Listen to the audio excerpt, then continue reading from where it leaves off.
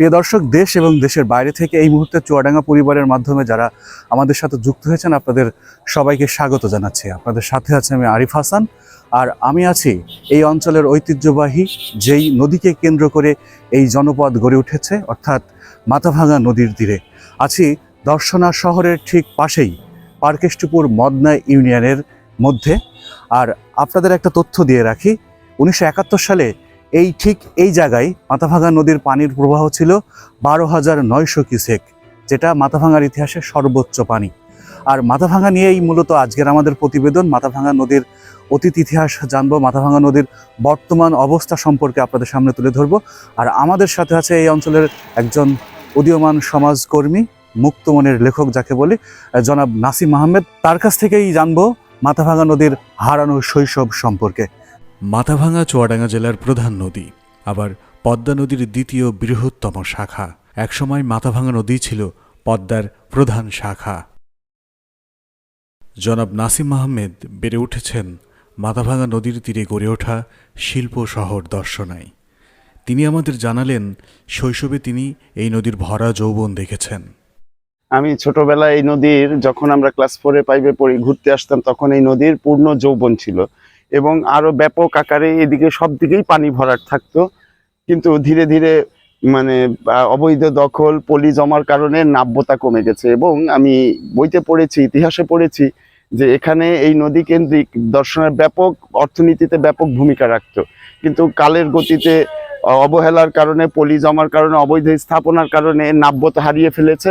ফলে ধীরে ধীরে এটা মরা নদীর মতো অনেকটা হয়ে গেছে। আপনি গ্রীষ্মকালে আসলে দেখবেন যে নদীতে পানি থাকে না। তা আমরা চাই যে এই নদীর পূর্ণ যৌবন ফিরিয়ে আনতে এখানে নদী খনন হোক, অবৈধ স্থাপনা তোলা হোক, তাহলে এই নদী আবার পূর্ণ যৌবন ফিরে পাবে। ফলে আমাদের দর্শনার অর্থনীতিতে এটা ব্যাপক আকার একটা ভূমিকা রাখতে পারবে। ইতিহাস বলছে 400 বছর আগেও পদ্মার প্রধান শাখা এই মাথাভাঙা নদী দিয়েই বয়ে যেত। পদ্মা নদী থেকে উৎপত্তি হলেও বর্তমানে এই নদীর উৎসমুখ পুরোপুরি শুকিয়ে গেছে, যার ফলে শুষ্ক মৌসুমে এই নদীর অনেক জায়গায় পানি শূন্য হয়ে পড়ে।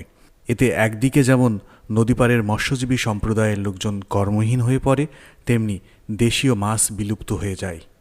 ধরুন, এই নদীর নাব্যতা হারানোর ফলে ধরেন পানি কম থাকে, মাছও কম হবে, এটাই স্বাভাবিক।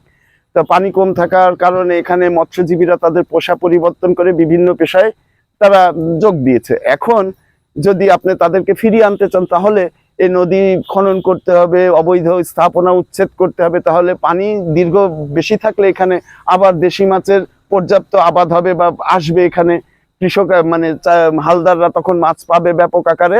তখন আবার দেখা যাচ্ছে এই নদীর চাঞ্চলতা, কর্মচাঞ্চলতা ফিরে আসবে এবং আমরা দেশি মাছ পর্যাপ্ত পরিমাণে পাবো। মাথাভাঙার ইতিহাস পর্যালোচনা করে আমরা দেখতে পাচ্ছি 1771 সাল থেকে 1881 সাল পর্যন্ত মাথাভাঙার নাব্যতা ফিরিয়ে আনার জন্য বিভিন্নভাবে প্রচেষ্টা চালানো হয়। তার মধ্যে 1823 সালে প্রথমবারের মতো বঙ্গদেশে 10,400 পাউন্ড ব্যয়ে গরু চালিত ড্রেজিং মেশিন আনা হয়। এত কিছু করার পরও কিন্তু এই দীর্ঘ সময়ে মাথাভাঙা তার নাব্যতা ফিরে পায়নি। আমি এখন হাঁটছি পার্কেষ্টপুর মদনা ইউনিয়নের পাশে মাথাভাঙা নদীতে। এখানে সুন্দর দেখেন, নদীতে কত প্রচুর পানি আছে এবং এই বিনোদন কেন্দ্রে একটা ছোট্ট বিনোদন কেন্দ্র আছে। এখানে মানুষজন আসে সারাদিন কর্মব্যস্ততার শেষে মানসিক বিনোদনের জন্য এখানে এসে বসে। যদি এইভাবে সবসময় পানি থাকে, তাহলে মানুষ কর্মব্যস্ততা শেষে এখানে এসে বিনোদন উপভোগ করতে পারবে। তাই আমি মনে করি ব্যক্তিগতভাবে যে এখানে এই নদীটার অবৈধ স্থাপনা তুলে এখানে পার্মানেন্ট ভাবে যাতে পানি থাকে সেই ব্যবস্থা করা উচিত এবং মানুষ যাতে সুস্থ বিনোদন, মানসিক প্রশান্তি অনুভব করতে পারে, তাই এই মাথাভাঙার তীরে আসতে পারে। মাথাভাঙা সহ এই অঞ্চলের অন্যান্য নদীগুলোর সার্বিক পরিস্থিতি বিবেচনা করে এটাই প্রতীয়মান হয় যে এই অঞ্চলের নদীগুলো মূলত পদ্মা নদীর প্রবাহের উপর নির্ভরশীল।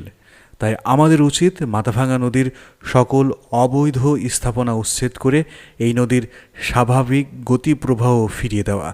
নয়তো 1881 সালের পরবর্তীতে এই নদী যেভাবে হঠাৎ নাব্যতা ফিরে পেয়ে তার দুকুলের সমস্ত কিছু ভেঙে চুরে চুরমার করে দেয়, ঠিক তেমনই একদিন হয়তো এই নদীর তীরে গড়ে ওঠা অবৈধ বিভিন্ন ধরনের স্থাপনা এবং শহরগুলো ধূলিসাৎ করে দিতে পারে।